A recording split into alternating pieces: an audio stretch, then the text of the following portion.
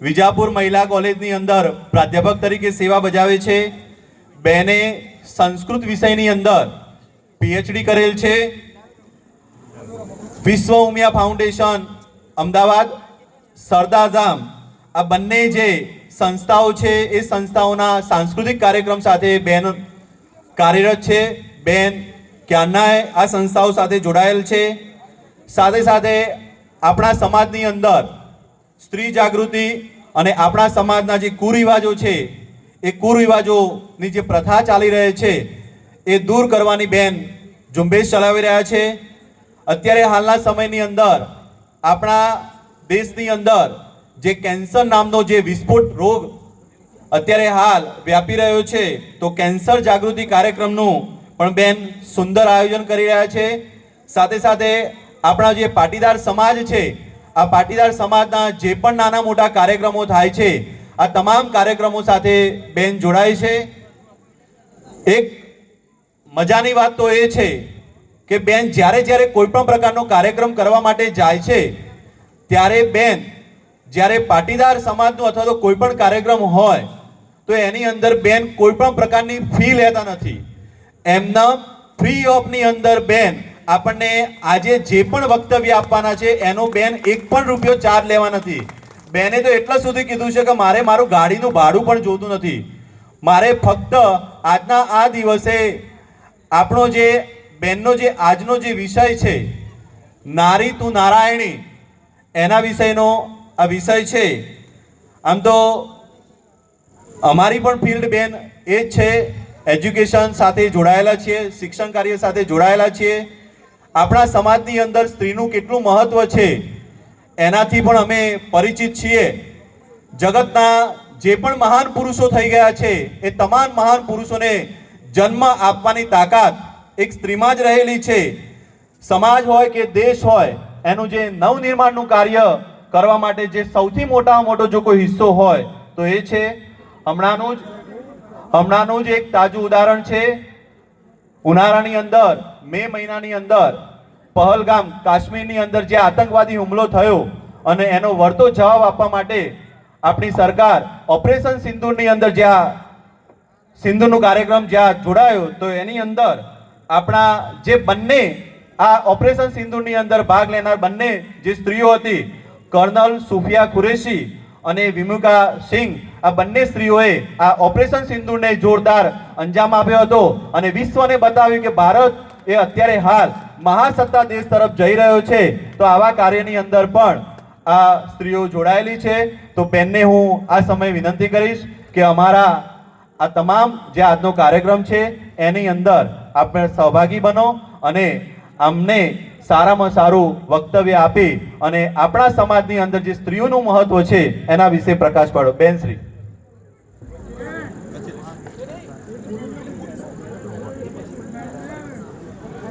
માફી માંગીએ છીએ કે થોડોક સમય થઈ ગયો છે।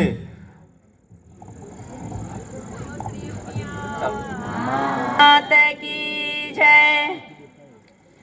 या देवी सर्वभूतेषु शक्तिरूपेण संस्थिता नमस्तस्यै नमस्तस्यै नमस्तस्यै नमो नमः। या देवी सर्वभूतेषु मातृरूपेण संस्थिता नमस्तस्यै नमस्तस्यै नमस्तस्यै नमो नमः। આપણી હિન્દુ સંસ્કૃતિના મહાન પર્વ એવા આ દિવાળીમાં તૃતીય સંમેલન પ્રસંગે ઉપસ્થિત આ સમારંભના દાતાશ્રીઓ, આગેવાનો, વડીલો, માતાઓ, બહેનો સર્વેને મારા પ્રણામ।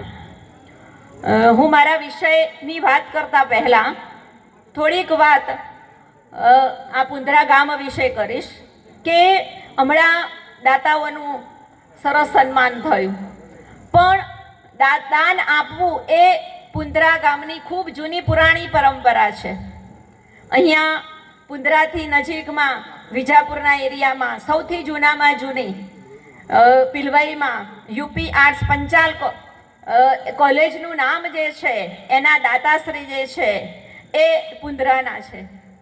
વિજાપુરની અંદર એક સેવાભાવી ટ્રસ્ટ કહી શકાય એવી ટીબી હોસ્પિટલ ચાલે છે, એના મુખ્ય દાતા પુંદરાના છે.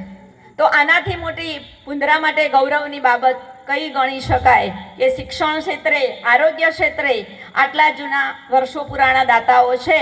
અને હાલ આપણે જે જગ્યાએ સરસ મજાના ઉમિયા માતાનું ધામ છે, સરસ મજાની મોટી વાડી છે, અને જ્યાં આપણે ઉપસ્થિત છીએ એ ખૂબ મોટા દાતાઓ સિવાય આ શક્ય જ નથી. હું ક્યારની જોતી હતી, ઘણી બહેનો આમાંથી નીકળી પણ ગયા કે ક્યાં સુધી હજુ કંઈ લેક્ચર ચાલુ નથી થતું, આ તો સન્માન ચાલે છે. પણ એ પણ જરૂરી છે, કારણ કે જો સન્માન થશે, આવેલા કોઈક જોશે, એને પણ ઈચ્છા થશે તો લાવ હું પણ દાન આપું, અને દાન થકી જ આ બધો આ કાર્યક્રમો થતા હોય છે. અને તમે જુઓ કે આપણા પાટીદાર સમાજની અંદર મોસ્ટલી આપણા વિજાપુર, વડનગર, વિસનગર આસપાસના દરેક ગામમાં દરેક આયોજકશ્રીઓને દાતાઓ થકી આવા કાર્ય કરવાની પ્રેરણા પ્રાપ્ત થઈ છે કે સરસ મજાની વાડી હોય, ઉમિયા માતાનું મંદિર હોય, અને એની અંદર દિવાળી નિમિત્તે સરસ મજાના આવા કાર્યક્રમો થતા હોય. એમાં એક દીર્ઘ દ્રષ્ટિ રહેલી છે કે લોકો જે છે એ શહેરપણી જે ખૂબ જ દોડ ચાલી છે, તો આવા કાર્યક્રમો થાય, આવા સમારંભો થાય એટલે લોકો વતનપણી આવતા થયા છે. અને આની નોંધ તો જે છે એ બી અસ્મિતા પર્વ જે જોતા હશે ને, પેલા રોહન પટેલ છે, હું તો બોલીશ જ, એવો કાર્યક્રમ આવે છે. એમાં એમને પણ નોંધ લેવી પડી કે લોકોએ પકડી વતનની વાટ, હાલો ભેરું ગામડે, એમ કરીને સરસ સમાચારમાં પણ ચમકે આપણે પાટીદારો તો કે ઓહો સરસ મજાની લોકો પરિવાર એક તો આતણે બંધાય, એ ખૂબ જરૂરી છે. તો અહીંયા દાતાશ્રીઓ, આયોજકો, દાતાશ્રીઓ હોય પણ જો આયોજકો ન હોય તો કેવી રીતે કામ કરવું, કેવું કરવું, એની સૂઝ દરનાર માર્ગદર્શક ન હોય તો એ બધા મળે ત્યારે આવા સરસ કાર્યક્રમો, આવા સરસ સંસ્થાઓ કે શૈક્ષણિક પણ હોય, આરોગ્યની હોય, અને આવી ધાર્મિક સંસ્થાઓનું નિર્માણ થતું હોય છે. તો એ દરેકને અહીંયા હું વંદન કરું છું. હવે અહીંના આયોજકશ્રીઓએ મને આજે વિષય આપ્યો છે નારી તું નારાયણી.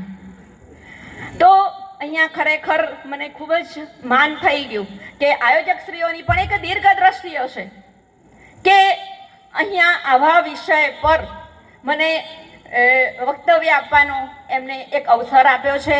હું એ બદલ આયોજકશ્રીઓનો આભાર માનું છું. અને એ પહેલાં એક પરમિશન લઉં કે મારા માટે કેટલો ટાઈમ છે જગદીશભાઈ? કારણ કે વડીલો બહેનોની પણ એક કેપેસિટી હોય ને કે 11 વાગ્યા સુધી, ક્યાં સુધી, કે પછી સવારે ઉઠવાની ચિંતાઓ હોય બહેનો અને ભાઈઓ કરતાં પણ વધારે. તો આપણા વાતની શરૂઆત કરીએ.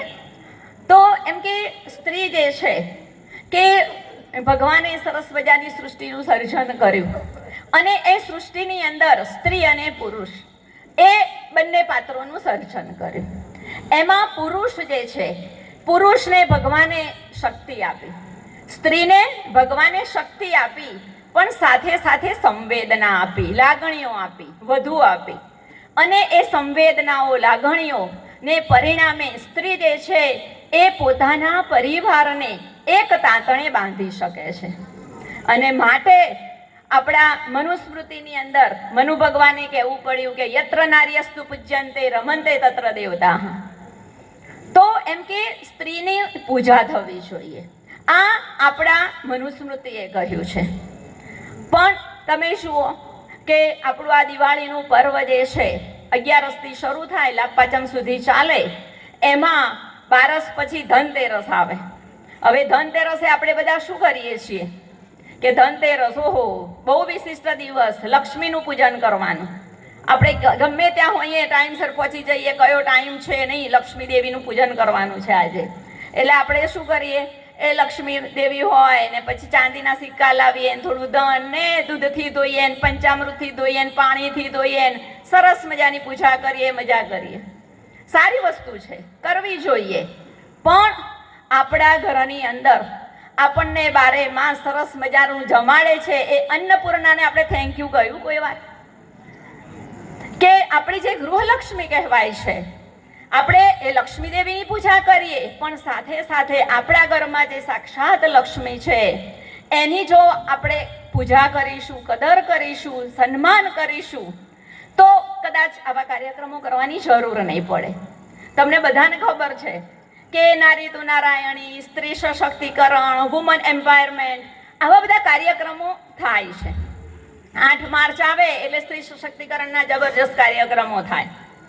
તો આવા કાર્યક્રમો કરવાની જરૂર કેમ પડે છે? સરકાર પણ અમને બાય ઓર્ડર કહી દે કે આ કાર્યક્રમો કરજો, કરવાના છે. તો ક્યાંક એવું છે કે આપણી અહીંયા પરંપરામાં સ્ત્રીનું જે માન સન્માન જળવાવું જોઈએ એ ક્યાંક ઓછું જળવાય છે. નથી જળવાતું એવું નથી, પણ ખરેખર એનું જે મહત્વ છે એ એટલું જળવાતું નથી, અને માટે આવા કાર્યક્રમો કરવાની જરૂરત પડે છે. તો અહીંયા તમે જુઓ કે સ્ત્રી જે છે એના અનેક સ્વરૂપ છે. માતૃ સ્વરૂપ છે, પત્ની સ્વરૂપ છે, દીકરી સ્વરૂપ છે. તો દરેક સ્વરૂપે એનું રૂપ જે છે એ અલગ અલગ હોય છે. તો માતૃદેવો ભવ એ આપણા તૈત્તિરીય ઉપનિષદે આપ્યું છે. માતાને આપણે દેવ માનીએ છીએ, પણ સાથે સાથે આ જે દિવાળીનું પર્વ જે છે, આપણે આ દિવાળીનું પર્વ તમે જુઓ કે સરસ મજાની અહીંયા લાઇટિંગ ચાલે છે. તો 10 દિવસ દિવાળીનું પર્વ આપણે ઘરે પણ સરસ મજાની લાઇટિંગ લગાવીએ છીએ, પછી ઘરમાં પણ દીવા કરીએ છીએ, બધું આમ જળહળા રહે છે. પણ 10 દિવસ પૂરા થઈ જાય પછી શું? તો આ દિવાળીનું પર્વ જે છે એ દિવાળીનું પર્વ આપણને શું શીખવે છે કે આપણે બહાર તો જળહળા કર્યા, કે બહાર તો દીવા પ્રગટાવ્યા, એ દીવા 10 દિવસ પછી નહીં પ્રગટાય, પણ આપણે એ પછી આપણા અંતરના દીવા પ્રગટાવીશું તો આપણી આ દિવાળી સાર્થક ગણાશે.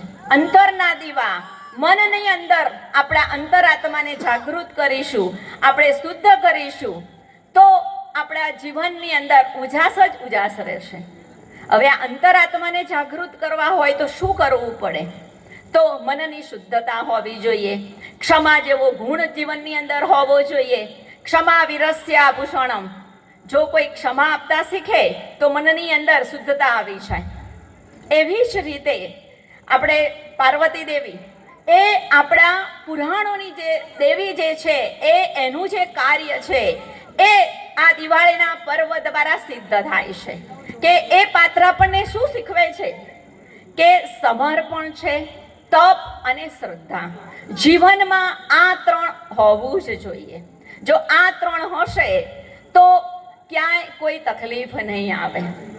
હવે પાર્વતીની વાત, શિવ ભગવાનની તમે બધા જાણો છો કે જ્યારે દક્ષ રાજાએ યજ્ઞ કરેલો અને ત્યાં શિવ ભગવાનનું અપમાન થયું. તમે જુઓ કે સ્ત્રી ને નારી તું નારાયણી એટલે કહેવાય કે એનો પતિ ભલે એનું ક્યાંક અપમાન કરે પણ એ ક્યારે એના પતિનું અપમાન ના થવા દે.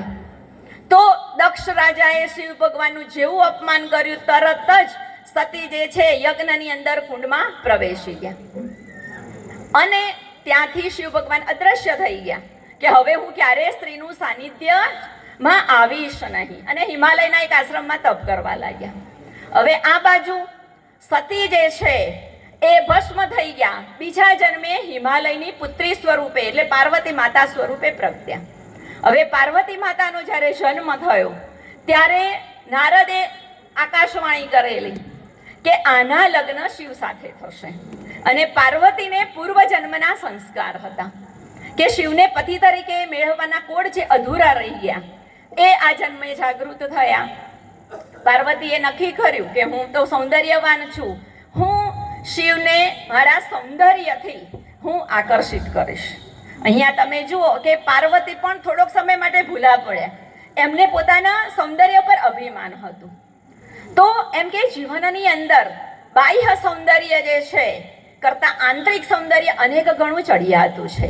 અને છતાં પાર્વતી માતાએ શિવને પોતાના રૂપથી પ્રસન્ન કરવાનો પ્રયત્ન કર્યો. માતા પિતાની સંમતિ લઈ શિવની પૂજા કરવા માટે એ હિમાલયના આશ્રમમાં રોકાયા.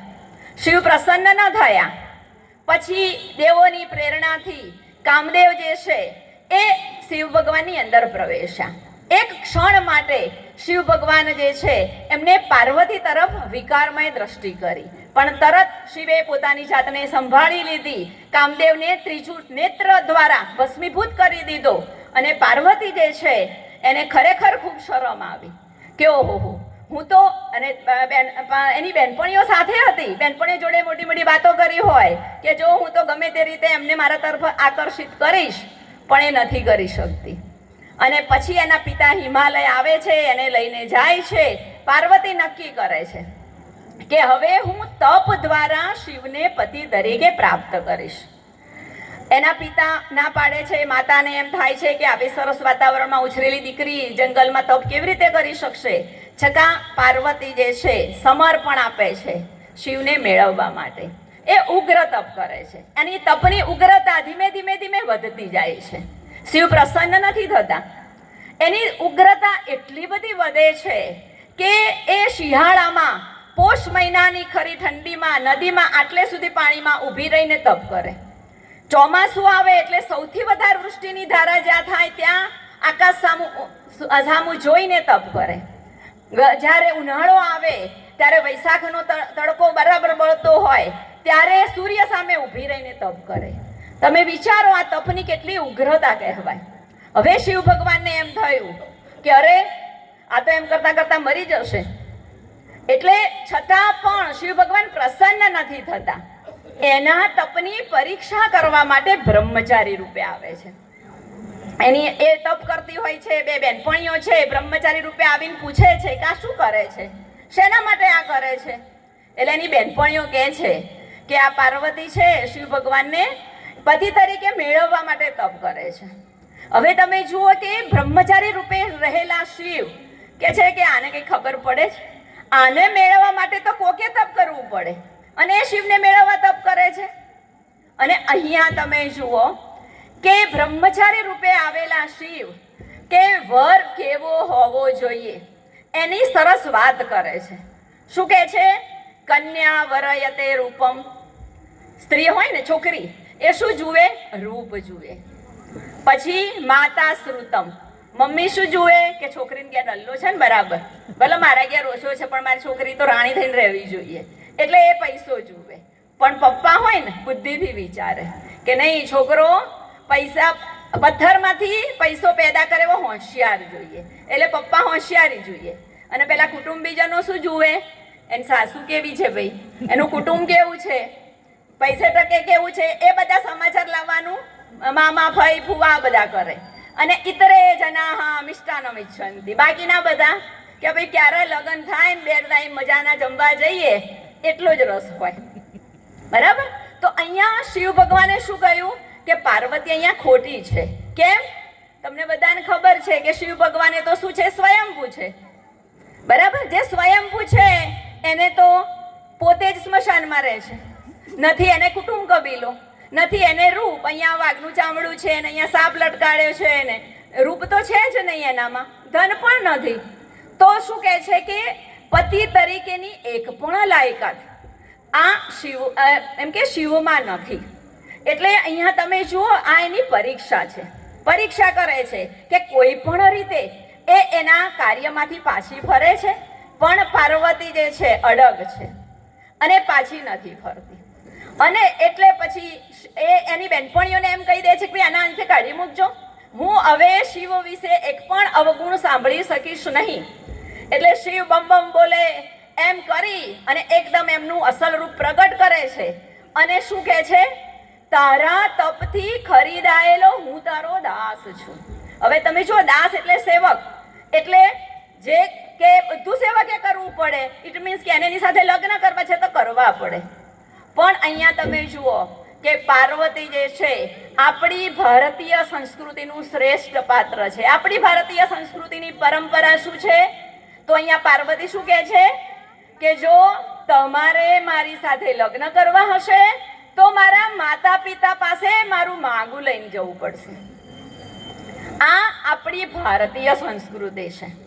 આ ભારતીય સંસ્કૃતિ તમે શું હોય કે હિમાલયને એની માતાની આજ્ઞાથી જ અહીંયા પાર્વતી અહીંયા આવી હતી. માતા પિતા તો ના નહોતા પાડવાના, છતાં આપણી આ સંસ્કૃતિ છે. તો અહીંયા આ ઉદાહરણ દ્વારા મારે આ વાત કહેવી છે કે લગ્ન કરવા કે કરાવવા એ માતા પિતાની જવાબદારી છે. આ આપણી ભારતીય સંસ્કૃતિ છે. અને આપણે અને એમાં પણ આવા પાટીદાર સમાજની દીકરીઓ જો આપણી ભારતીય સંસ્કૃતિની પરંપરાને નહીં જાળવીએ તો આ પરંપરાને બીજું કોણ જાળવશે? આપણી જવાબદારી છે કે આપણી સંસ્કૃતિને આપણે સાચવીએ. તો અહીંયા આ જગ્યાએ આ ઉદાહરણ દ્વારા આજે સમયનો થોડોક અભાવ છે પણ ઇનડાયરેક્ટલી હું શું કહેવા માંગુ છું એ આપ સર્વે સમજી ગયા હશો.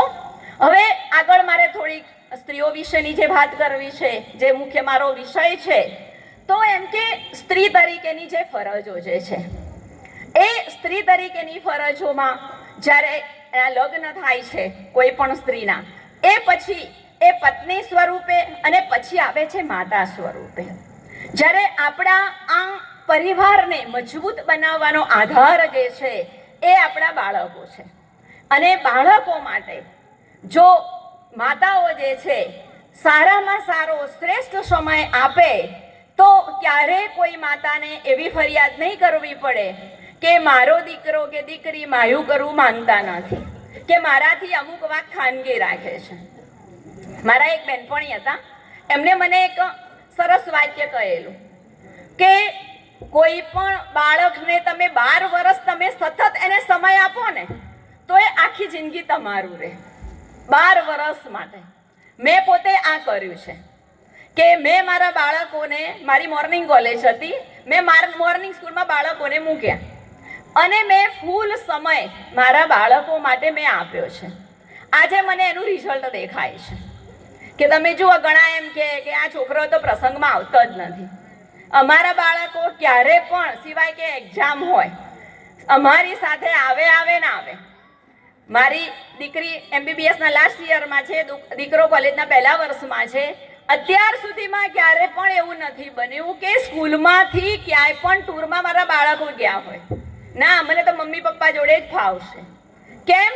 એટલું બધું એટેચમેન્ટ જે છે એ આપણા બાળકો સાથે આપણે કેળવવું પડે. અને જો કેળવીશું તો ચોક્કસ ક્યારે પણ કોઈ બાળકને એમ નહીં થાય કે આ વાત મારાથી મમ્મીને નહીં કહેવાય કે આ વાત મારાથી ન કરાય. ખબર જ હોય કે આ મમ્મી જે છે એ શ્રેષ્ઠ હશે એ જ કહેશે.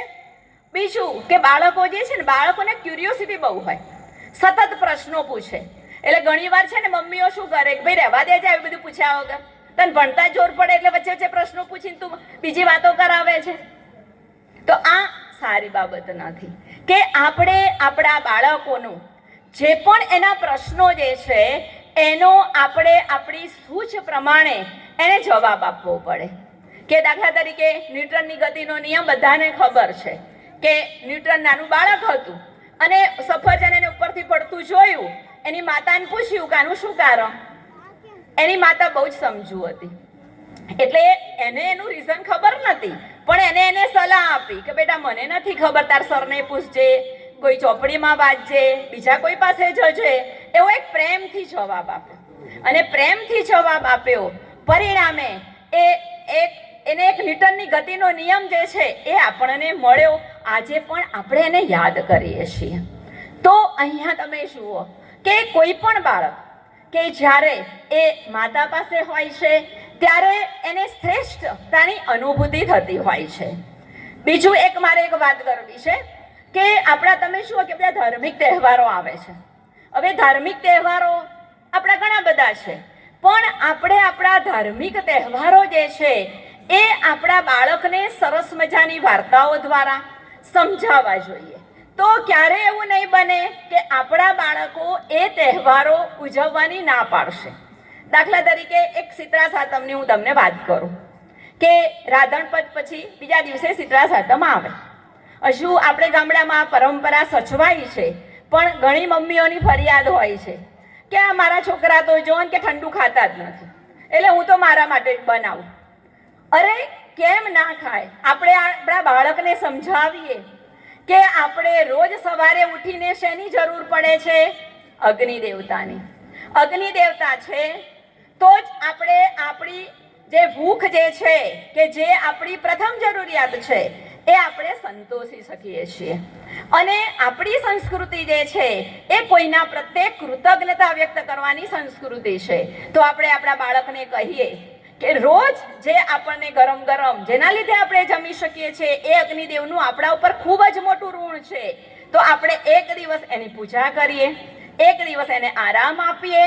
તો શું છે કે આપણે ભલે આખો દિવસ લઈએ તો એક ટાઈમ જમીએ, એક ટાઈમ ફ્રૂટ જમી લઈએ, પણ આપણે ચોક્કસ રીતે એનું પાલન કરીએ. જો આવું પ્રેમથી બાળકને સમજાવવામાં આવે તો તરત જ બાળકના મનની અંદર આ વસ્તુ ઉતરી જાય અને એ બાળક ક્યારે તમને ના નહીં પાડે કે નહીં હું શીતળા સાતમ નહીં કરું.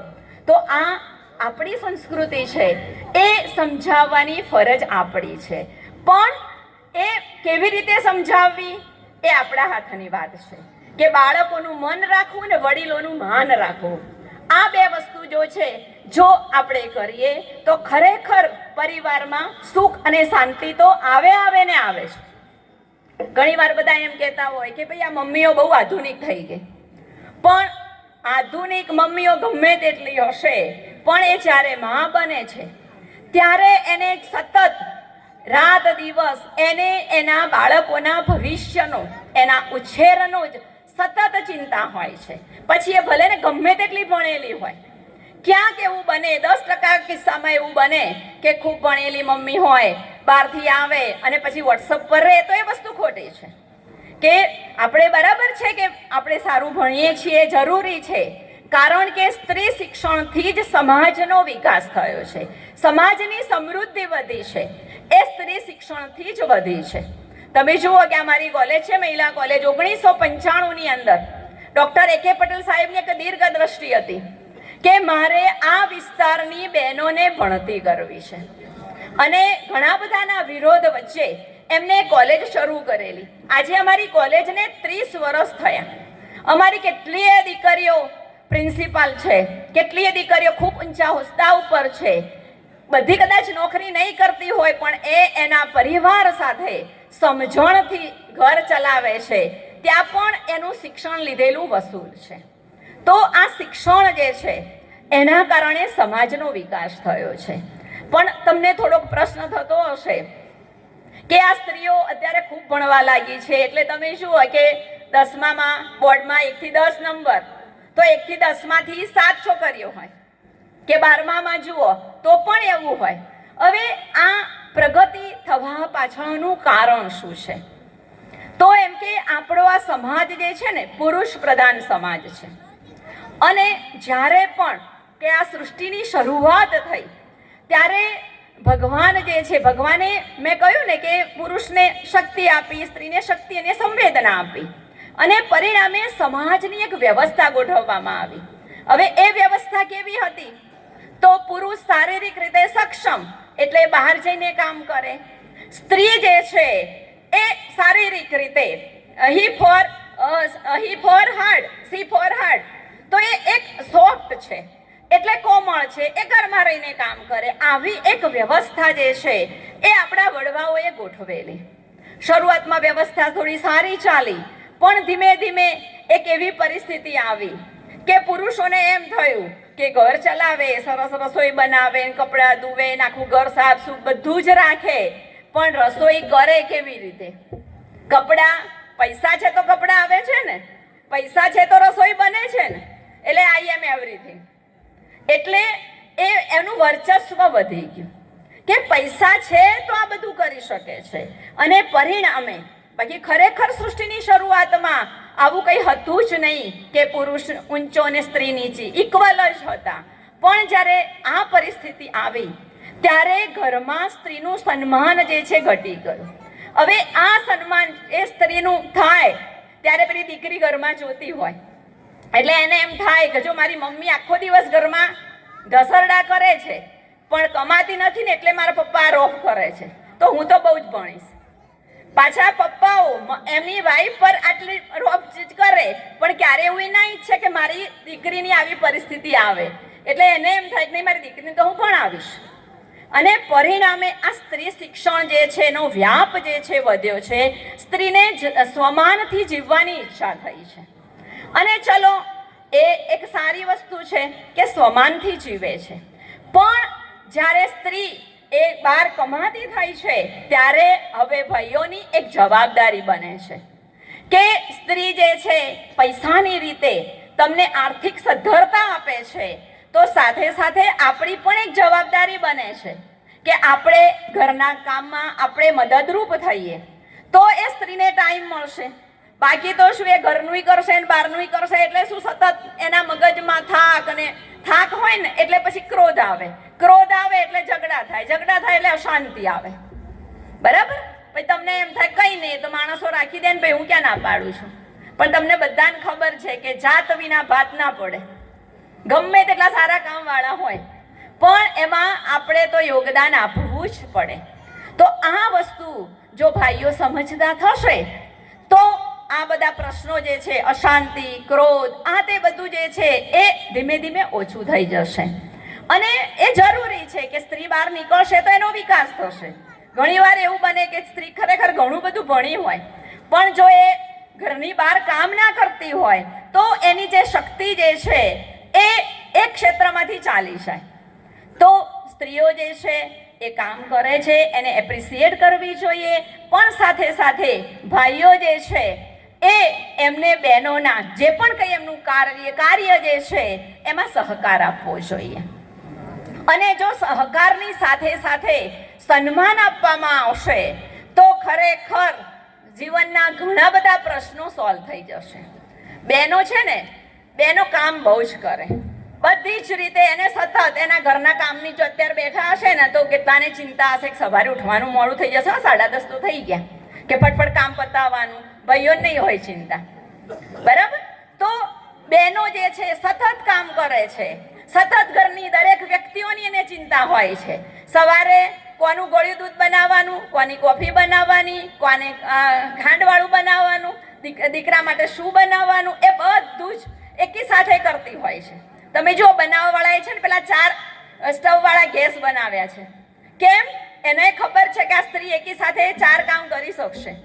4 કામ કરશે, કોઈનો ફોન આવ્યો હોય તો એ રિસીવ કરશે, અને બાજુમાં હસબન્ડ ફોન પર કોકના જોડે ગોસિપિંગ કરે છે એને ખબર હશે. એટલે બધા એમ કહે ને કે સ્ત્રી 1000 હાથવાળી. હું તો કહું 1000 હાથવાળી ને 1000 આંખોવાળી છે સ્ત્રી. એટલી બધી તાકાત સ્ત્રીમાં છે. પણ એ સ્ત્રીની એક અપેક્ષા હોય છે કે એનું સન્માન થવું જોઈએ, અથવા સાદી ભાષામાં કહીએ તો એની વેલ્યુ થવી જોઈએ. એની એક જ ગણતરી હોય છે કે બસ મારા વખાણ થવા જોઈએ. પણ એ ભાઈઓની મોટામાં મોટી મર્યાદા છે કે 80% ભાઈઓ પોતાની પત્નીના વખાણ નથી કરતા. આજે આ સ્ટેજથી મારે આ કહેવું છે કે મનમાં બધા જ સમજે છે કે જો પત્ની એક દિવસ ઘેર નહીં હોય તો ઘર કેવું અસ્તવ્યસ્ત થઈ જાય છે. 4 દિવસ પિયર જાય એ વખતે વેલ્યુ સમજાય, પાછું આવે એટલે એ નાય. તો ખરેખર જો આ સમજતા થશે તો પણ ઘણા પ્રશ્નો સોલ્વ થઈ જશે. અને પેલી પત્ની ખુશ થઈને ઉપરથી 2 આઈટમ વધારે બનાવીને ખવડાવશે. કે રસોઈ બની હોય 4 વાર પૂછે કેવું બન્યું છે, ઠીક છે, સારું છે, અલા ભાઈ બોલો ને પ્રેમથી કરે, જોરદાર બનાવ્યું, તે તો હોટલથી આ સારું. તો પેલી કેટલી ખુશ થઈ જાય. પણ ખબર નહીં, ઘણી વાર જો પોતાની પત્ની બીમાર પડે એટલે ગભરાઈ જાય કે અરે જતી રહેશે તો આપણું આઈ બનશે, પણ સાજી થઈ જાય એટલે પાછું એ નાય. તો રોજ માટે એની કિંમત કરો ને તમે.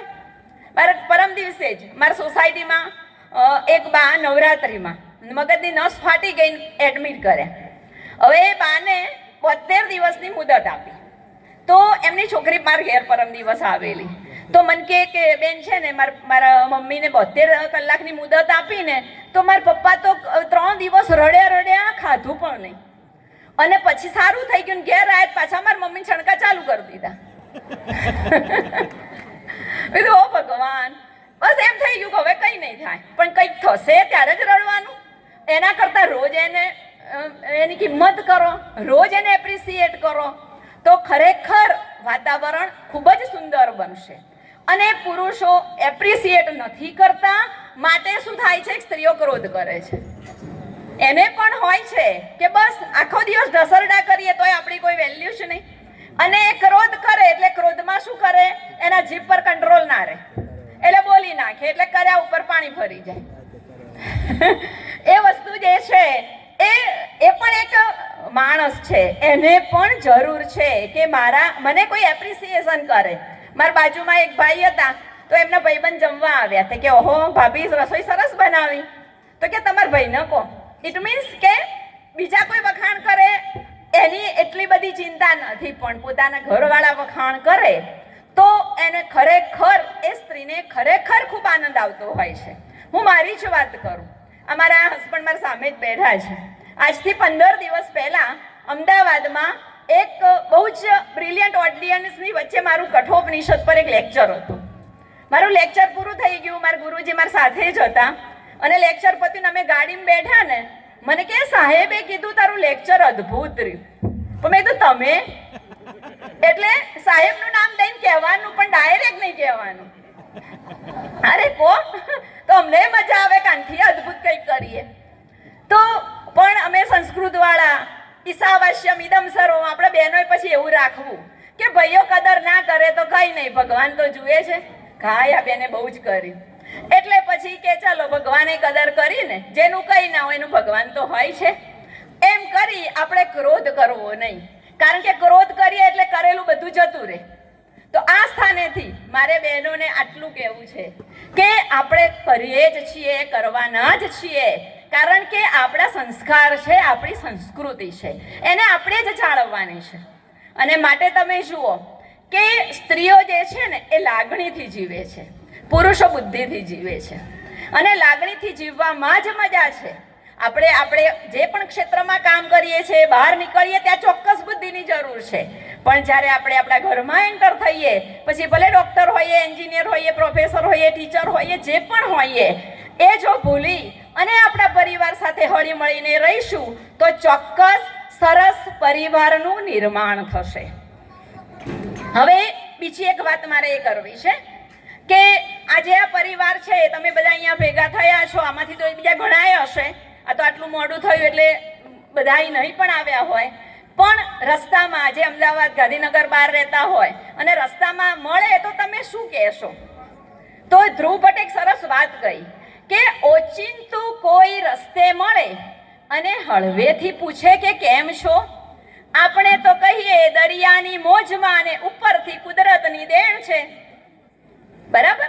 આપણને કોઈ પૂછે, મારે આ બહેનોને કહેવું છે કે તમને આજે કોઈ મળ્યું હશે અને પૂછ્યું હોય કે ભાઈ તારે કેમ છે, અરે ભાઈ મારી તો વાત જ ના કરે, અરે મારા જેટલા પ્રોબ્લેમ્સ તો કોઈને છે જ નહીં. એટલે બહેનો શું કરે? દુઃખની રોદડાની જ વાતો કરે. ક્યારે એમ કે હા ભાઈ આપણે તો જલસા છે. સુખ દુઃખ આ તો બધું થોડું થોડું ચડાર પતાર તો દરેકના જીવનમાં આવે, પણ આપણે હંમેશા રહેવાનું તો મોજમાં જ. ક્યારે કોઈની આગળ દુઃખના રોદણા રડવા નહીં, સુખને યાદ કરવું, દુઃખને ભૂલી જવું. હું કદાચ આ બહેનોમાંથી કોઈ 5 બહેનોને ઊભા કરીને પૂછું કે ચલો તમે તમારા જીવનના બની ગયેલા સારામાં સારા 5 પ્રસંગ મને કહો. કોઈ કહેશે? કોઈ બેન આવી કે જે બસ યાદ કરીએ એટલી વાર યાદ, આમ મજા આવી જાય, આનંદ આવી જાય. અને જો એમ કીધું હોય કે દુઃખની વાત કરો તો ઓહો લાંબુ લિસ્ટ આવી જાય. મને મારા સાસુ તો આવું જ કરતા હતા, જેઠાણી તો આવો જ હતા, અમારા પાડોશી તો આમ જ કરતા હતા, આ છોકરાએ તો મને આમ જ કર્યું. અરે કર્યું એ કર્યું, ભૂલી જાઓ ને ભાઈ. એના કરતાં આનંદની ક્ષણો યાદ રાખીએ કે મારા જીવનમાં સૌથી સારું શું બન્યું. મને કોઈ પૂછે કે તમારા જીવનની સારામાં સારી ક્ષણ તમને કઈ લાગી, તો હું કહું તરત જ કે હું મારા ગામ સિપોર રહેતી હતી, ત્યાંથી હું બસમાં એકલી નીકળી, વિજાપુર કોલેજમાં આવી, 235 જણા ઇન્ટરવ્યૂ આપવા હતા, મારું 56મા નંબરે ઇન્ટરવ્યૂ થયું. મને કહ્યું ઘેર જતા રહો, હજુ બીજા દિવસ ઇન્ટરવ્યૂ ચાલવાના છે, ઘેર જઈને તમને ઘેર ફોન કરીશું કે તમારું સિલેક્શન થયું કે નહીં. ત્રીજા દિવસે મારાથી રહેવાયું નહીં, મેં સામેથી ફોન કર્યો કે બેન તમારું સિલેક્શન થયું છે. અમારા જીવનની આવી ઘણી આનંદની ક્ષણો છે, એને યાદ કરવાની. અને તમે જુઓ કે પેલી પીપરમેન્ટ નહીં, આપણે બધાએ પીપરમેન્ટ કોઈ એવું નહીં હોય ખાધી નહીં હોય, આટલી નાની નાની મસ્ત ગોળી આવે, એને ક્યારે કોઈ પચર પચર ખાઈ જાય? ના ખાઈ જાય, પણ ધીમે ધીમે એનો આનંદ લેવાનો. એવી રીતે આપણા જીવનની અંદર જેટલી પણ સુખમય ક્ષણો છે, જેટલા પણ સારા બનાવો બન્યા છે, એને યાદ કરવાના. અને યાદ કરીને બસ આનંદ આનંદ, કે આપણે જો આનંદ કરી શકીએ તો શું થશે? આપણું સ્વાસ્થ્ય પણ સારું રહેશે, આપણને માનસિક શાંતિ પણ મળશે. તમે જુઓ, આ જીવનનો અંત શું છે? કે માનસિક શાંતિ મેળવવી. તમને બધાને એમ પૂછવામાં આવે કે તમે કેમ આટલું બધું દોડો છો? તો કે સુખ માટે. પણ સુખની શું વ્યાખ્યા છે? પૈસાથી સુખ મળે? પૈસાથી સગવડ મળે, શાંતિ ના મળે. શાંતિ શેનાથી મળે? આપણી સમજણથી મળે, આપણા વિચારોથી મળે, આપણા મનના સંકલ્પોથી મળે. મેં એક જગ્યાએ બહુ સરસ વાંચ્યું કે આપણને આપણું મન હેરાન કરે ને એટલું આ દુનિયામાં કોઈ હેરાન નથી કરતું. દાખલા તરીકે તમને કોઈએ બોલ્યું, બરાબર, હવે એ તો બોલીને એને ઘેર જતું રહ્યું, પણ તમે મને સાલું એટલું બોલી ગયું ને, હવે એની વાત છે, હવે એને આમ બોલી નાખીશ ને હવે એને તેમ બોલી નાખીશ, અંદર એટલા બધા ગુંચવાળા થયા કરે, એટલા ડિસ્ટર્બ થાવ, એટલે બોલ્યું તે બોલ્યું, જાન ભાઈ પતી ગઈ વાત. આપણે શું કરવા એનો ભાર લઈને ફરવો? ઈશાવાસ્યમિદમ સર્વમ. ભગવાન એને જે સજા કરવી હોય એ કરે, આપણે નથી કરવી. માફ કરતા જીવનમાં શીખવું. મને છે ને મારી દીકરી 10મા 11માં હતી ને, એક દિવસ મને કે મમ્મી તું બહુ સારી થાય છે. એટલે મેં એને સમજાવ્યું કે બેટા, સારા છીએ ને એટલે જ સુખી છીએ. પછી કેવી રીતે સુખી છીએ એ બધું મેં એને ગણાવ્યું કે જો બેટા આવું આવું આવું. તો હવે મારી દીકરી મને એટલું જ કહે છે કે મમ્મી તું બહુ સારી છે. સારી થાય છે એવું નથી કહેતી, કે સારા છીએ એટલે સુખી છીએ. તો અહીંયા આપણે સતત બની શકે કે આપણી સાથે ખરાબ કરવાવાળા હોય, પણ આપણે એવી દ્રષ્ટિ જ ના રાખીએ અને સુખના પ્રસંગોની જે ખરેખર યાદ રાખવા જેવું નથી એને આપણે ભૂલી જઈએ, તો ખરેખર આપણે જીવનમાં ખરેખર સુખી થઈશું. બીજું એક મહત્વની વાત મારે કરવી છે કે તમે જુઓ કે ઘણા ભાઈઓ એમ બોલી નાખે કે આ સ્ત્રીની બુદ્ધિ તો પગની પાની સુધી. આ કોઈએ કંઈક ખોટું ક્યાંક કહી દીધું છે, બાકી સ્ત્રીની બુદ્ધિ માથાથી પગની પાની સુધી, અને માટે જ સ્ત્રી આટલું બધું કરી શકે છે. ભગવાનને પણ શ્રદ્ધા છે કે આ સ્ત્રી જ આ બધું કરી શકશે. એટલે તમે જુઓ કે સ્ત્રીને ભગવાને, બધી સ્ત્રીઓ એમ કહેતી હોય કે આ ભગવાને ક્યાં સ્ત્રીનો જન્મ આપ્યો. આપણે એવું ક્યારેય નહીં વિચારવાનું. ભગવાને આપણામાં શક્તિ જોઈ છે કે આ સ્ત્રી, આ વ્યક્તિ જ આ કરી શકશે, માટે એને સ્ત્રીનો જન્મ આપ્યો છે. કે બાળકનું સર્જન કરવું એટલે એ ભગવાનની એક પ્રતિકૃતિ કહેવાય, અને એક શક્તિ ભગવાને આપણામાં જોઈ છે, અને માટે આપણે ભગવાનને વંદન કરવા જોઈએ કે ખરેખર ભગવાન તે મારામાં શક્તિ જોઈ, માટે તે મને સ્ત્રી સ્વરૂપે જન્મ આપ્યો છે. અહીંયા બીજી વાત થોડીક કરવી છે કે સંબંધોમાં થોડીક ગેરસમજણ હોય, થોડીક કંઈક ગેરસમજણ કે કંઈક એવા બનાવો બને, પરિણામે સંબંધોમાં થોડી તિરાડો પડે. પણ એ સંબંધોમાં જ્યારે તિરાડો પડે ત્યારે એ સંબંધને થોડો સમય આપવાની જરૂર છે. કે દાખલા તરીકે તમે જુઓ કે કોઈને ફ્રેક્ચર થયું છે. હવે ફ્રેક્ચર થાય તો ડૉક્ટર શું કરે છે? પાટો બાંધે અને કહે કે ભાઈ પગ બિલકુલ હલાવવાનો નહીં, 1 મહિનો તમારે આ ક્રેક શાંતા થશે જ. એવી જ રીતે જ્યારે પતિ પત્નીના સંબંધો જે છે એમાં ક્યાંક, કે સાસુ વહુના સંબંધો જે છે એમાં ક્યાંક જો તિરાડો પડશે તો એને થોડો તમે સમય આપો. પણ અત્યારની પેઢી, અને એમાં ખાસ મારે મમ્મીઓને કહેવું છે કે અત્યારે સમય બદલાયો છે, સ્ત્રીઓની સંખ્યા, છોકરીઓની સંખ્યાઓ ઘટી છે, એટલે મમ્મી તરત શું કહે? જો હો, બિલકુલ સાંભળી લેતી નહીં. એકવાર સાંભળ્યું ને તો દર વખત સાંભળવું પડશે, એકવાર ચલાવ્યું દર વખત ચલાવવું પડશે.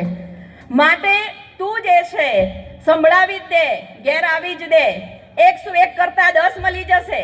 અત્યારે છોકરાઓ તો બધા કેટલાય છે, પણ કોઈ ગેરંટી ખરી કે બીજો મળશે એ આના કરતાં સારો હશે? તો સંબંધોમાં આ વડીલોની પણ નમ્ર એની અંદર ફરજ આવે છે, માતાઓની પણ ફરજ આવે છે કે જે પણ કંઈ પાત્રો છે એને થોડો સમય આપો, થોડી સમજણ આપો. અને મેં તો એવા કેટલા કિસ્સા જોયા છે કે છૂટાછેડાના બનાવો બને, છૂટાછેડા થઈ જાય અને પછી જે પસ્તાય છે, ઓ ભાઈ પ્લીઝ, ઓ ભાઈ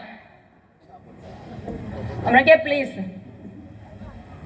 કે છૂટાછેડાના મારી નજર સમક્ષ બનેલા 2 એવા બનાવો છે કે થયા પછી જે પસ્તાવો થયો હોય, આ તો બહાર આવેલા કિસ્સા છે 2, પણ આવા તો કેટલા હશે કે હમણાં જ મારે એ છોકરીના પિયર પક્ષે સગું થાય, સાસરી પક્ષે પાડોશી થાય, અને એ દીકરીને 3 વર્ષનો બાબો હતો અને અચાનક મને સમાચાર મળ્યા કે એના છૂટાછેડા થઈ ગયા. મારા મમ્મીનો ફોન આવ્યો કે તને ખબર છે વિજાપુરમાં રહે છે? હું ના ભાઈ, તો કે આવું થયું. હવે મારા સંબંધી મને એમ થયું કે આ છોકરીને કેમ આવું થયું હશે, એને આપણને ટેન્શન થાય કે ઓહો એની જિંદગી એને બાળક છે. એટલે હું એના ઘરે ગઈ. એના છૂટાછેડાના 3-4 દિવસે હું ગઈ તો એની મમ્મી ને પપ્પા જે થોડાક જુસ્સામાં હતા, પણ એ છોકરી મારી આગળ રડવા લાગી કે મારે તો છૂટાછેડા નથી લેવા, નતા લેવા, મારે તો છોકરા વગર નહીં ફાવે. મેં તો બકા પહેલાં કહીએ ને તું.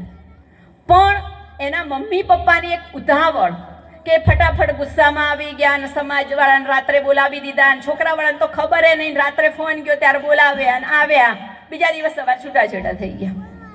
હવે સાસરીવાળા મક્કમ હતા, છોકરાને એમના ત્યાં લઈ ગયા કે ભાઈ મને તારામાં વિશ્વાસ નથી, હું છોકરો રાખીશ. હવે 3-4 દિવસે પેલી છોકરી આંસુ સારે પોતાના છોકરા પાસે જવા માટે મને કે માસી તમે કંઈક કરો. મેં કીધું ચાલ બતા, હું ટ્રાય કરું મારી રીતે. કે પણ મને મનથી તો હતું જ કે જ્યારે કોર્ટમાં છૂટાછેડા થઈ ગયા છે ત્યારે આ તો અશક્ય લાગશે, પણ છતાં પ્રયત્ન કરીએ.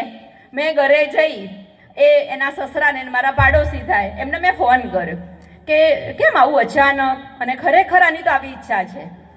હવે તમે જુઓ કે મને વાત પરથી ખ્યાલ આવ્યો કે એમને પણ છૂટાછેડાની ઈચ્છા નહોતી, પણ પેલા મા બાપે બોલાવ્યા ને બહુ તોરમાં હતા ને લઈ જ લેવા છે ને એ થોડા સ્ટેટસવાળા કે લઈ લો છો તો લઈ લો. એમને અંદરથી પસ્તાવો થયો, પણ એ સમાજના પ્રતિષ્ઠિત વ્યક્તિ હતા એટલે કે 3 દિવસમાં ક્યાં તો આખા સમાજમાં બેન ખબર પડી ગઈ. અને હું તો હવે દીકરો જે છે એમની એ વખતે એના સસરાની 60 વર્ષ ઉંમર હતી, તો એ છોકરાને કે હું જ મોટો કરી દઈશ, કંઈ નહીં, હું એમ માની મારે 2 દીકરા હતા એમ કરી પાછી મારે જવાબ આપવા તો પાછું જવું પડે કે ખરેખર આ લોકોની તૈયારી નથી, એટલે પાછી હું એમના ઘેર ગઈ. તો મેં કહ્યું કે બકા હવે શક્ય નથી, આ તો બહુ મક્કમ છે. તો એનો ભાઈ પાછળ મારે પાછળ આવ્યો, પણ કે બે નાની તો ત્યાં જ ઈચ્છા છે. હવે મારે શું કહેવું વિચારો તમે કે આજે મમ્મી પપ્પાએ જે ઉતાવળું ડિસિઝન લીધું, છોકરીનો થોડોક વાંક હતો, થોડોક છોકરાનો હશે, પણ જો સમય આપ્યો હોત તો મને પોતાને આમ ટેન્શન થયા કરે કે ખરેખર આ ખોટું થયું. એમ કરતાં કરતાં 2 વર્ષ પસાર થયા અને એ સમયમાં કોરોના આવ્યો. હવે પેલા એના સસરા બહુ મક્કમ હતા કે અમે એને મોટો કરીશું. હવે એવું થયું કે એ છોકરીના સાસુને કોરોના થયો. હવે કોરોના થયો ને બધા ફટફટ પેલા મરવા પડ્યા, એટલે એના સસરા ટેન્શનમાં આવી ગયા. અરે મેં તો જવાબદારી લીધી કે આ છોકરાને હું મોટો કરીશ ના, મને કોરોનામાં કંઈક થઈ જશે તો. એટલે એમને એમ થયું ખરું આ બેને કીધું તું, આ લોકોની તો ઈચ્છા છે જ, મારા દ્વારા બીજાઓ દ્વારા પણ એમને કેવડાવેલું. અને હું મારા ગામ સિપોર ગઈ અને મારા મમ્મી આગળ વાત કરી કે મમ્મી હજુ મને જીવ બળે છે કે આ ખરેખર ફરી કરી દે તો શું વાંધો. અને 10 મિનિટમાં હું ગામમાં કામે નીકળી, ત્યાં મને મળ્યા સાઈડમાં આવીને કે અહીંયા વાત કહું. મેં કીધું શું? કે આપણે પાછું જોઈન કરી દીધું હા કાલે. વિચારો તમે. હવે આ તો ચલો ફરીથી શક્ય બન્યું, પણ ઘણા પરિવાર આવા હશે કે જે ખરેખર છૂટા થયા પછી પસ્તાયા હશે, કોઈને કંઈ પણ નહીં શક્યા હોય અને એનો પસ્તાવો આખી જિંદગી રહ્યો હશે. તો આ સંબંધો છે, એ સંબંધો જે છે એને જો થોડો સમય આપવામાં આવે તો ચોક્કસ એ સંબંધો જે છે એને જોડી શકાય છે. કારણ કે પ્રશ્નો એ તો દરેક જગ્યાએ થોડા તો રહેવાના છે. થોડુંક સમર્પણ જોઈએ, થોડી સહનશીલતા જોઈએ, થોડું ઉદારતા જોઈએ, તો જીવનમાં સુગંધ આવે ને આવે છે. હવે બીજી એક વાત કરવી છે મારે કે અત્યારે જે છોકરીઓની સંખ્યા ઘટી રહી છે અને પરિણામે સમાજમાં જે ઇનબેલેન્સ થયું છે એની મારે વાત કરવી છે. અમે એકવાર અમારી એક ખાસ ફ્રેન્ડ છે એના ત્યાં મેરેજમાં ગયેલા અને ત્યાં બાજુમાં મારા એક ફ્રેન્ડ હતા, તો કોઠા વિસ્તારના હતા અને એમને આવીને એક માજી જેવા હતા, એમને પૂછ્યું કે બોન તાર કેટલો ભણ્યો? એટલે પેલા બેન કે બા એક જ. તે કે લ્યો તું તો તારે ગંગા ના આવી. હવે તમને બધાને તો સમજણ પડી ગઈ કે આ ગંગા ના આવી એટલે કેમ, પણ મારી દીકરી એ વખતે 5મા ધોરણમાં જ ભણતી હતી. એટલે મને કે ઘરે આવીને બોલી કે મમ્મી આ ગંગા ના આવ્યા એટલે શું? હવે તમે જુઓ કે આજે મારી દીકરી અત્યારે 22 વર્ષની છે. અત્યારે મેં એને કહ્યું હોત તો મારો જવાબ જુદો હોત અથવા જે સાચો છે એ હોત, પણ જ્યારે 5મા ધોરણમાં ભણતી મારી દીકરી મારને આવું પૂછે ત્યારે મારે એને આવો સાચો જવાબ ન કહેવાય કે આ દીકરી તો સાપનો ભાર અને દીકરી બહુ વધારે પડે ને એક જ દીકરો હોય તો કોઈ દીકરી ના લાવે. એને તરત એમ થાય કે ઓહો તો મારી મમ્મી માટે હું ભારરૂપ છું. પણ મેં એને એવો જવાબ આપ્યો કે બેટા જેને એક દીકરો હોય ને એના માટે બધા આવું બોલે. તો એને તરત મારા મોટા બેનને ફોન લગાવે, મારા બેન સામે જ બેઠા છે, એમને એક દીકરો જ છે. તો કે ભાવના માસી તમે તો ગંગા ના આયા. મારા બેનને પેલા તો ના સમજાયું કે બકા હું તો 1992માં કાનપુર ગઈ હતી, ત્યારે હરિદ્વાર ગઈ હતી, તું તો ગંગા ના આવી હતી એમ. તો તમે જુઓ કે જેને ત્યાં પુત્ર તરીકે એક સંતાન છે એ લોકોએ ગંગા નાયા એમ કરી અને બીજા બાળક વિશે વિચાર્યું નહીં. અને હું તો એ લોકોને વધારે દોષિત માનું છું જેને ત્યાં એક દીકરી છે અને એ કદાચ બીજું સંતાન ન લાવે કે બાળકની અપેક્ષા રાખે તો એમાં કંઈ ખોટું નથી. પણ જ્યારે દીકરો છે અને બીજું બાળક નથી, તમે જુઓ તમારા ગામનો પણ સર્વે કરજો કે ઘણા ઘરો એવા હશે કે બાળકમાં એક જ સંતાન હોય અને દીકરો હોય. હવે જો કે લોકોમાં પરિવર્તન આવવા લાગ્યા છે કારણ કે બધાને સમજાવવા લાગ્યું છે કે ભાઈ એક દીકરો લાવીશું તો પછી આપણા છોકરા પરણશે કેવી રીતે, એવી સમજણ પણ ક્યારે નથી કહેતા કે પાળ વહી ગયા પછી નદી વહી ગયા પછી પાળ બાંધવા જેવું કામ હવે થયું છે. અને માટે સરકારે એના માટે પ્રયત્નો કરે છે કે બેટી બચાવો ને સ્ત્રી ભ્રૂણ હત્યા રોકો ને આ બધું સરકારે પણ ઝુંબેશ ઉપાડવી પડી છે. તો એના કારણે જે આ સંખ્યામાં ઇનબેલેન્સ ઊભું થયું છે અને પરિણામે તમે જુઓ કે આપણા પટેલ જેવો સમાજ અને એમાં પણ જે સમૃદ્ધ સમાજ જે છે, સમૃદ્ધ ઘરના જે છોકરાઓ જે છે એને પણ અત્યારે છોકરી લાવવાની તકલીફ પડે છે. અને માટે તમે જુઓ કે નથી કહેતા કે દહકો દુઃખ ને દહકો સુખ આપણા વડીલો હોય ને એમને બહુ જ વર્ષોના તારણને અંતે બહુ જ બધી કહેવતો બનાવી હોય. અને એમાં પણ તમે જુઓ કે પહેલાં કેવું હતું કે છોકરાવાળા એટલે આમ જબરજસ્ત વટ મારે અને છોકરીવાળા એટલે નીચા ગણાય. અત્યારે પરિસ્થિતિ બદલાઈ ગઈ કે છોકરીવાળા એટલે અત્યારે ડૉક્ટરના મમ્મીઓ હોય ને એ પણ મને કે બેન કે ખારો છોકરો હોય તો કહેજો, એવી પરિસ્થિતિ થઈ છે. પણ આપણે પરિસ્થિતિમાંથી એટલું શીખવાનું છે કે આપણે ભલે દીકરીની માં છીએ, દીકરાના માવાળાઓ વટ માર્યા તો અત્યારે હેરાનગતિ બીજી પેઢીને થઈ, એમ આપણે જો વટ મારીશું ખોટા તો આપણી પછીની પેઢીને ભોગવવું પડશે. એટલે આપણે આપણી દીકરી જે છે એને સાસરીમાં સેટ થવા માટે આપણે એને મદદ કરીએ. અમે 9 બહેનો છીએ કાકા બાપાની, મારા સગા માસી છે ને અમે બહેનો છીએ. આજે અમારે 9 બહેનોનો પરિવાર ક્યારે પણ એવું નથી થયું કે સાસરીમાં સહેજ પણ કોઈને કોઈ પ્રોબ્લેમ હોય અમારા તરફથી સામે તરફથી. કેમ? અમારો ઉછેર જ એવી રીતે થયો છે કે અમે ઘરમાં જોયું છે કે પરિવાર શું છે, સંપ શું છે, કોમ્પ્રોમાઇઝ શું વસ્તુ છે. અને ક્યાંક કોઈએ ફરિયાદ કરી હોય કે જો બેટા આપણે નથી, દરેકના ત્યાં હોય, આપણે શાંતિ રાખવાની, ઇટ્સ ઓકે, વાત પૂરી થઈ જાય. પણ અત્યારે મમ્મીઓ જે છે ને કે એ છોકરીઓને જે સપોર્ટ કરે છે કે એ બંધ કરી દેશે તો કદાચ આ પ્રમાણ જે છે છૂટાછેડાનું ખરેખર ઘટી જશે.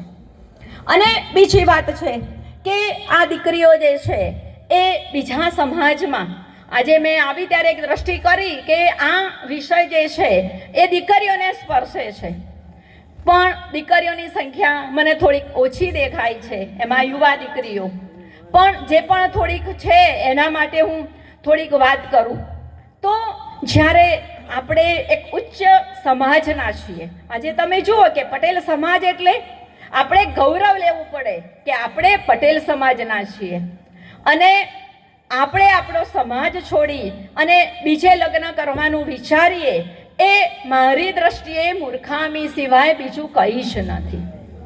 તો એ બહુ જ વિચારણીય મુદ્દો છે. આપણા વડીલોએ તો પટેલ સમાજ તો ખરો, પણ એમાં પણ તમે જુઓ કે સમાજ છે ને, તમારે 48નો સમાજ છે ને એક પેલા રૂપિયાનો સમાજ છે કે મારો 700નો સમાજ છે. એમ સમાજમાં જ લગ્ન કરવાના. પટેલ સમાજ તો ખરો જ, પણ એમાં પણ સમાજ. એનું કારણ આ બધા વડીલો બેઠા, વડીલોને ખબર છે કેમ સમાજમાં જ કરવાના. તો દીકરી જ્યારે સાસરે જાય, જે સમાજમાં પરણે ત્યાં એના માસી હોય ને ભાઈ હોય ને દૂરનો મામાનો છોકરો હોય કે દૂરની માસીની છોકરી હોય, એ બધા મળે અને આનંદ હોય. અને ક્યાંક કંઈક પ્રશ્ન થાય તો ગામમાં પેલો દોડીને આવે, અથવા જો કોઈક એના વિશે આડું અવળું બોલે તો પેલો તરત કે બોલીશ નહીં હો, આ ઘરની દીકરી છે, સંસ્કારી દીકરી છે. અને જો બહાર ગમે તે સમાજમાં કર્યું હોય તો કોઈ તમને ઓળખે જ નહીં. પહેલી તો વાત એ. એટલે દીકરીઓએ સમજવાની જરૂર છે. હું મારી પર્સનલી વાત કરું તો મારા પપ્પાનો 700નો સમાજ છે, સિપોર મારું ગામ, વડનગરની બાજુમાં. અને મારી સાસરીનો સમાજ 25નો છે, પિલવાઈ બિલોદરા, એ બધા મારા સાસરીના ગામ છે. મેં પોતે, મને ભણવાનો શોખ હતો, પરિવાર ભાઈ નહીં, એટલે એમ હતું કે મમ્મી પપ્પાની સેવા કરીએ, સમાજની સેવા કરીએ, આવી એક મારી ઈચ્છા હતી. એટલે મેં પીએચડી કર્યું. મારું પીએચડી કમ્પ્લીટ થયે આજે 28 વર્ષ થયા. મારા સમાજમાં, મારા ગામમાં, મારી કોલેજમાં હું ફર્સ્ટ પીએચડી હતી. એટલો બધો મને બહુ શોખ હતો. મારા કાકા એક્સપાયર થઈ ગયા, 9 બહેનો હતી, એટલે એમ થાય કે ચલો પપ્પાને હેલ્પ કરીએ બધી જ રીતે. એ રીતે મેં લગ્ન નહીં કરેલા. મારી લગ્નની 31 વર્ષ ઉંમર થઈ અને એક દિવસ મારી મમ્મીના આંખમાં આંસુ આવી ગયા કે તું લગ્ન નહીં કરે તો મારા મર્યા પછી તારું કોણ? એટલે મને એકદમ એમ થઈ ગયું કે ઓહો, હું મારા મમ્મી પપ્પા માટે લગ્ન નથી કરતી, મારી મમ્મી તો મારા લીધે આટલા બધા ટેન્શનમાં છે. એટલે પછી મેં મમ્મીને કહ્યું, ચલ મમ્મી, તારું માન રાખવા પટેલ સમાજમાં મારા લાયક પાત્ર મળશે તો હું લગ્ન કરીશ. હવે 31 વર્ષ ઉંમર, પીએચડી, સારું સ્ટેટસ, સારો પગાર, હવે લાયક પાત્ર મને મારા સમાજમાં ના મળ્યું. એટલે 25ના સમાજમાં મારા લગ્ન થયા. પણ મને પાટીદાર સમાજ, મહેસાણા જિલ્લો, રીત રિવાજ ઘણા બધા સરખા, છતાં મને પોતાને 5 વર્ષ જે તકલીફ પડેલી કે સમાજમાં જઈએ ને, પેલા સમૂહ લગ્ન હોય તો આપણને તો કોઈ ઓળખે જ નહીં. આપણે ગયા હોઈએ ને તો પેલા જેઠાણી હોય તો કે હા હું તો પેલી મારી માસીની છોકરીની ચોરીમાં જઈને આવો.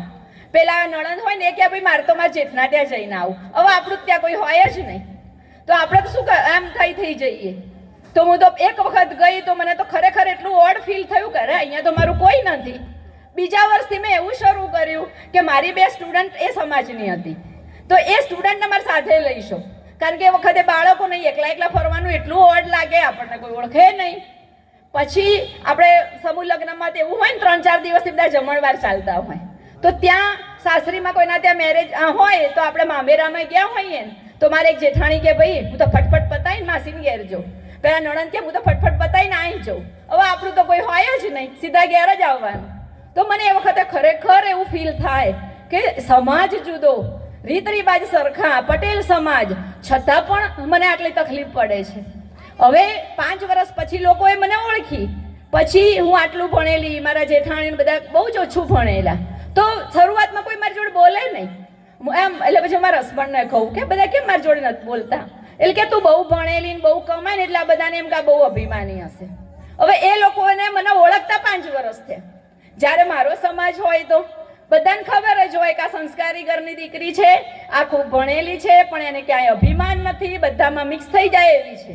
તો એ 5 વર્ષ મને સમજવા જે સમય લાગ્યો, જે તકલીફ જે પડી છે, એ તમે વિચારો કે જે છોકરીઓ હમણાં જ મારે ત્યાં મહોલ્લામાં સોસાયટીમાં બધા બેસીને વાત કરતા હતા કે સારું પહેલા તો છોકરીઓ ભાગી જતી હતી પણ હવે તો હારી નાત જાત કુટુંબ કશું નથી જોતી. તો એ મારે કહેવું છે કે ખરેખર આજે તમે જુઓ દીકરી પરણે એટલે પાછળ જ્ઞાતિ કોની લાગે? જેના સાથે લગ્ન થયા હોય એની, બરાબર? તો હવે જેની સાથે લગ્ન થયા હોય આપણી જ્ઞાતિ બદલાઈ જાય, આપણા રીત રિવાજ બદલાઈ જાય. અને બીજું કે દીકરીઓ જે છે કે જે લાલચમાં આવી જાય છે કે, અને એ પણ કેવી લાલચો, તો આપણે આપણી દીકરીઓને આપણે કદાચ 5-10 રૂપિયા ઓછા વાપરીએ, ઓછી સાડીઓ પહેરીએ, પણ આપણે આપણી દીકરીઓને એમની ઈચ્છાઓ જે છે એ થોડી એની મોકળાશ આપીએ આપણે, અને એના મનની દરેક વાત આપણને કરી શકે એવો આપણે એને પ્રેમ આપીએ. આજ મારી દીકરી છે 22 વર્ષની થઈ, મેડિકલના લાસ્ટ યરમાં છે, એની ખાસ ફ્રેન્ડ હું જ.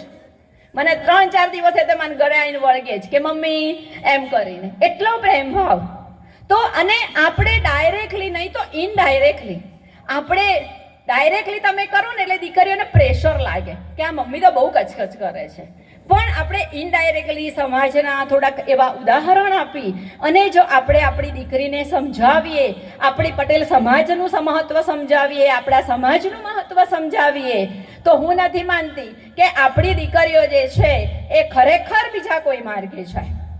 અને લાલચમાં દીકરીઓને પણ કહું છું કે ક્યારેય કોઈ લાલચમાં તમે ફસાશો નહીં. અને તમે જુઓ, કોઈ દીકરી ભાગી જાય, ક્યારે કોઈ એમ કહે છે કે આ છોકરો ભાગી ગયો, બધા એમ કે છોકરી ભાગી ગઈ, બરાબર?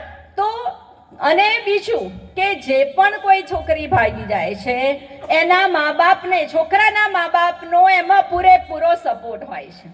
તમે જો કોઈ પણ રીતે પ્રેશરથી જો મા બાપને પૂછો ને તો એને ખબર જ હોય, ને આપણને બધાને ખબર છે કે મા બાપ એના સપોર્ટમાં છે. હું તો મારી કોલેજમાં મારી છોકરીઓને ખાસ કહું છું કે અમુક જ્ઞાતિના છોકરાઓ દેખાવડા બહુ સારા હોય, અને ખરેખર માતા પિતા જ એને લાખ રૂપિયા અલગ લે, તું તાર કોઈ છોકરી પાછળ ફેરવજે અને એને લઈને આવજે તું તાર ઘરે. આટલી ખુલ્લી ઓફર મા બાપ જ પોતાના છોકરાને આપે છે. એટલે આ બધાથી આપણી છોકરીને બચાવવાની જવાબદારી આપણી છે. હમણાં તમે એક જોરદાર કિસ્સો વાંચજો.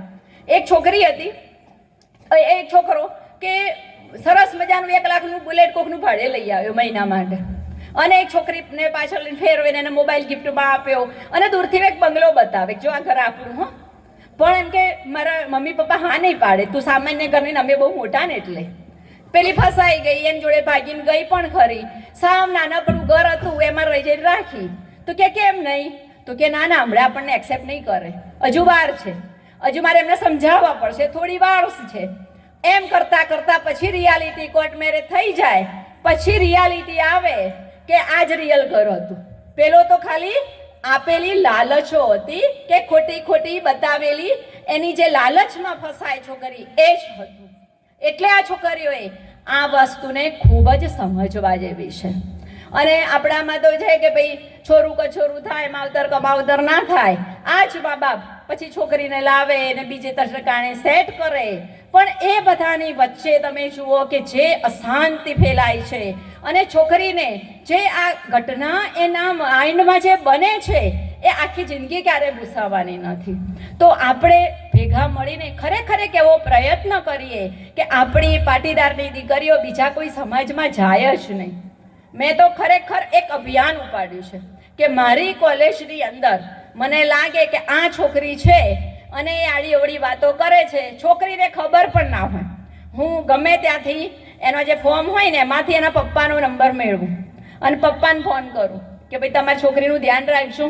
આ છોકરી આમ કરે છે, ક્લાસમાં લેક્ચર નથી ભરતી, ખરેખર એ બીજાઓની પરીક્ષા હોય, એ છોકરીને આવવાનું જ ના હોય, છતાં એ આવે છે, તમે એનું ધ્યાન રાખજો. એટલે એના પપ્પાએ, એક પપ્પાએ મને આવો જવાબ આપેલો કે બેન સારું થયું તમે મને ફોન કર્યો, એને મમ્મીને કર્યો હોત તો જુડી નાખત. કે હવે તમે જુઓ કે જુડવાવાળી વાત નથી.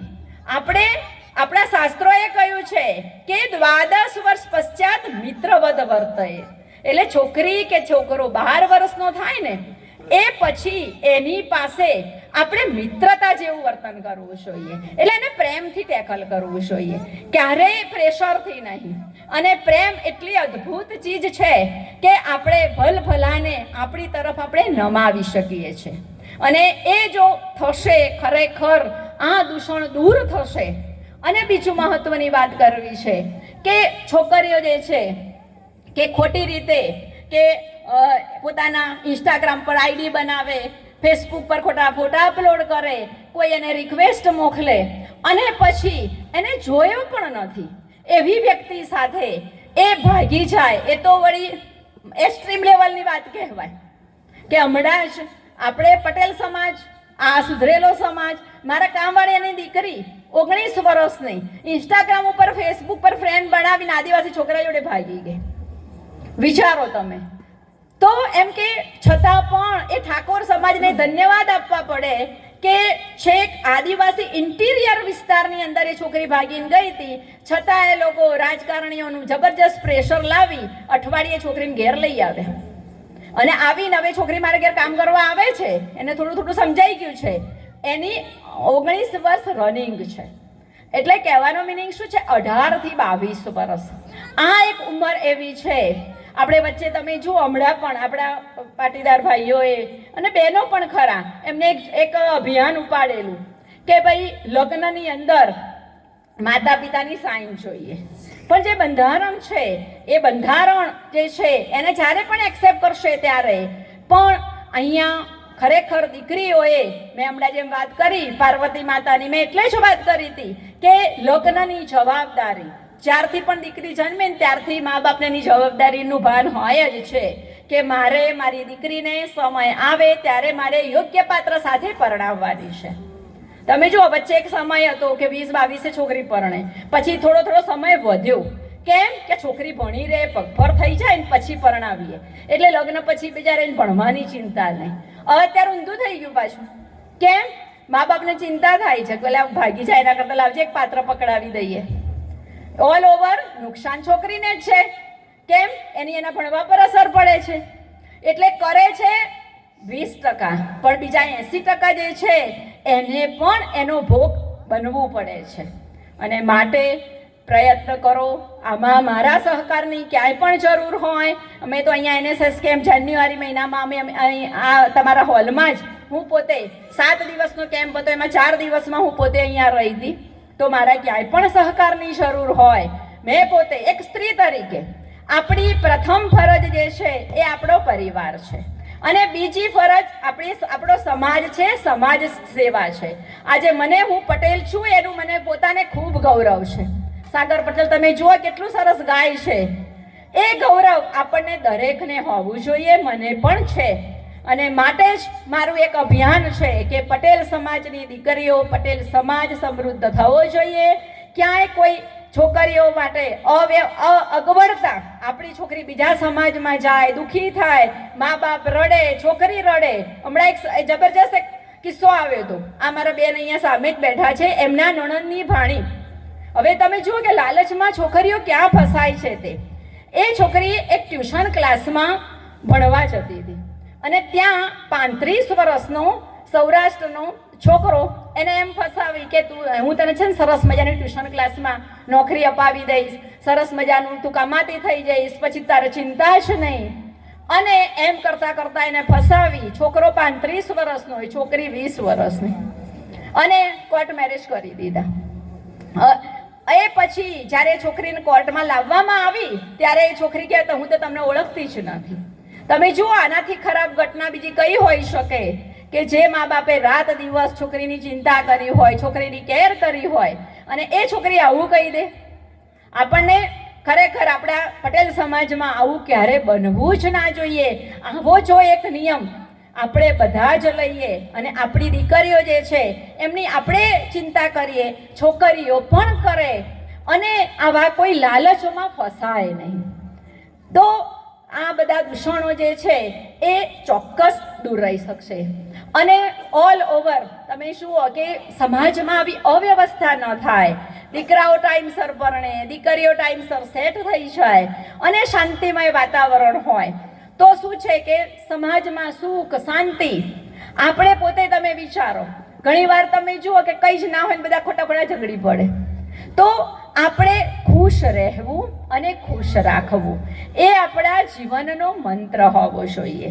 આપણે રાખીશું તો સામેના ઓટોમેટિક એ મંત્ર રાખવાના જ છે.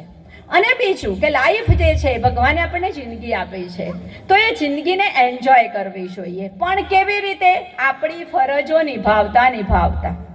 તમે જુઓ, અત્યારે એન્જોયનો અર્થ લોકોએ થોડોક જુદો કરી નાખ્યો છે કે જેટલા પ્રસંગો આવે એક સાડી લીધી, એક ડ્રેસ લીધો, એક જ વાર પહેરવાનો, સ્ટેટસમાં ફોટા મૂકી દીધા, બીજી વાર નહીં પહેરવાનો. આ મારા બહેનોને આ વસ્તુ કહેવી છે કે ખરેખર આ ટ્રેન્ડ જે છે ને એને બદલવાની જરૂર છે. અને આ ટ્રેન્ડ બદલાય એના ભાગરૂપે મેં ગયા વર્ષે 4 પ્રસંગ આવ્યા, 4 પ્રસંગમાં મેં એક જ સાડી પહેરી અને સ્ટેટસમાં ફોટો અપલોડ કર્યા. મને એમ થયું કે એમ કરીને 10 જણાએ સુધરે તો કે જો આ બેન 3 લાખ કમાય છે તો એ સાડી એકની એક પહેરી છે ને. એવું આપણે કરી શકીએ, કરવું જ જોઈએ. તો પણ આપણે જે છે આ દેખાડવાની વૃત્તિ જે છે એ ઓછી કરી શકીશું. બીજું મારે ભાઈઓને એક કહેવું છે કે અત્યારે શું છે કે બધાને ખૂબ દોડવું, ખૂબ કમાવું, ખૂબ પૈસા ભેગા કરવા ને ખૂબ પૈસા વાપરવા. Yes or not? સાચી વાત કે નહીં?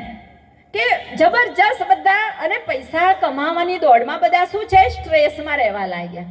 અને માટે તમે જુઓ ડાયાબિટીસ છે ને તો રાજરોગ કહેવાય. આપણે પટેલોમાં આપણે તો બધા કેવા, આપણે તો કામ કરવા વાળા વર્ગ કહેવાઈએ. આપણે તો આપણા લિસ્ટમાંય નતો ડાયાબિટીસ. પણ અતિશય સ્ટ્રેસ, કમાવાની દોડધામ, એમાં તમે જુઓ કે કેટલાય કે આપણે કહીએ કેમ શરીર ઉતર્યું, કે મારે તો ડાયાબિટીસ આવી ગયો. ડાયાબિટીસ 2 રીતે આવે, વારસામાં આવે કાં તો ટેન્શનથી આવે, દોડમદોડથી આવે.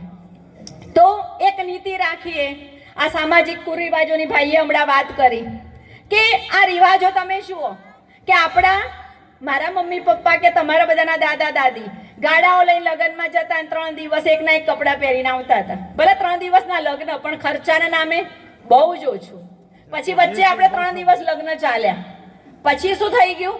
વચ્ચે એક ટ્રેન્ડ આવ્યો તો એક જ દિવસમાં લગ્ન પતે. સવારે ઝવેરા અને ગ્રહ શાંતિ હાજે લગ્ન વાઇન્ડ અપ થઈ જાય. બધાને ખરેખર સારું ગમવા લાગ્યું. પણ પછી આ ધીમે ધીમે બહેનો છે ને બહુ બધી પેલી સિરિયલો એકતા કપૂરની જોવા લાગી. એટલે કે ઓહો મહેંદી રસમ, કે હા અમારે તો હલ્દી રસમ, અરે અમારે તો આ રસમ, અમારે તો સંગીત સંધ્યા. એમ કરીને લગ્ન કેટલા દિવસના ચાલુ થઈ ગયા? 3 દિવસના. ને એમાંથી 4 દિવસના. જેને વધારે પૈસા હોય એ તો વળી કે આપણે તો 5 દિવસ બધાને જલસા કરાવો. તો ખરેખર એમાં કાપ મૂકવો જોઈએ. મારા 700ના મારા પપ્પાના સમાજમાં હમણાં નારી સંમેલન થયું હતું. ત્યાં અમારા પ્રમુખે મને આવીને કહ્યું, મને કે બેન આ બંધ કરાવો ને, કે અમે આટલા 70 વર્ષના થયા કે હલ્દીમાં ઊભા કરીને અમને નચાવું છે. ગયા તો આ પણ એક ટ્રેન્ડ છે. એટલે ખરેખર ઘણાને નથી ગમતું. તો આ ખર્ચા ઓછા કરીએ. જેની પાસે પૈસા છે એ કરે છે. પછી આપણે શું કહીશું? ભાઈ અમારા તો સમાજમાં રિવાજ છે, 4 દિવસ તો ફંક્શન કરવા જ પડે. એ રિવાજ નથી, આપણે જ ઊભા કરેલા છે. તો આપણાથી જ એ બંધ થઈ શકે. તો આપણે હવે અંત તરફ કરીએ કે આજે આપણે નારી તું નારાયણી અંતની હું વાત કરું તો અથર્વવેદથી મારી આ વાતને હું પૂર્ણ કરું છું કે સમગચ્છદ્વમ સમવદધ્વમ સમવો મનાસી જાનતામ. કે આપણે બધા સાથે ચાલીએ, સાથે જઈએ, આપણા બધાના મન એક રહે. અને જો મન એક રહેશે કે સ્ત્રી અને પુરુષ એ શું છે, એ આ સંસાર રથના 2 પરડા છે.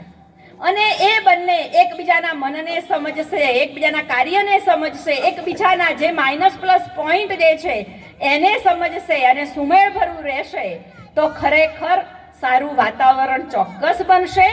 અને અંતે સર્વે ભવન્તુ સુખિનઃ, સર્વે સંતુ નિરામયા, સર્વે ભદ્રાણી પશ્યન્તુ, મા કશ્ચિત દુઃખ ભાગ ભવેત. અસ્તુ. ભારત માતા કી જય. મને અહીંયા બોલવાની તક આપી એ બદલ જગદીશભાઈ, કે એ મારા હસબન્ડ બંને જોડે નોકરી કરે છે, એમનો ફોન આવ્યો. કીધું ચલો મને આ મારી વાણી જે છે, મારા વિચારો જે છે વ્યક્ત કરવાનો અહીંયા મોકો મળ્યો. બધાનો ખૂબ ખૂબ આભાર. અસ્તુ. ભારત માતા કી જય.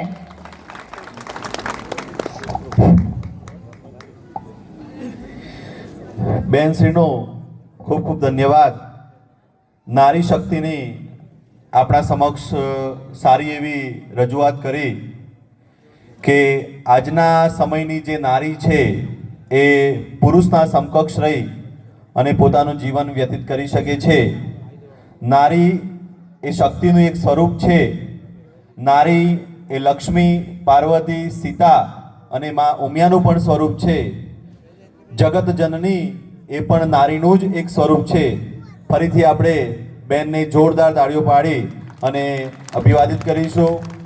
ફરીથી બેન જ્યારે જ્યારે પણ અમને સમય મળશે અને આવા જ્યારે કોઈ સારા એવા કાર્યક્રમનું આયોજન કરવામાં આવશે ત્યારે ફરીથી આપણને ચોક્કસ અમે તમને યાદ કરીશું અને આપણી વાણીનો અમે ખૂબ ખૂબ લાભ લઈશું. બેને જે પ્રમાણે આજે રજૂઆત કરી એના સંદર્ભમાં આપણા 23 કુટુંબમાં પરિવારની એક દીકરી જેને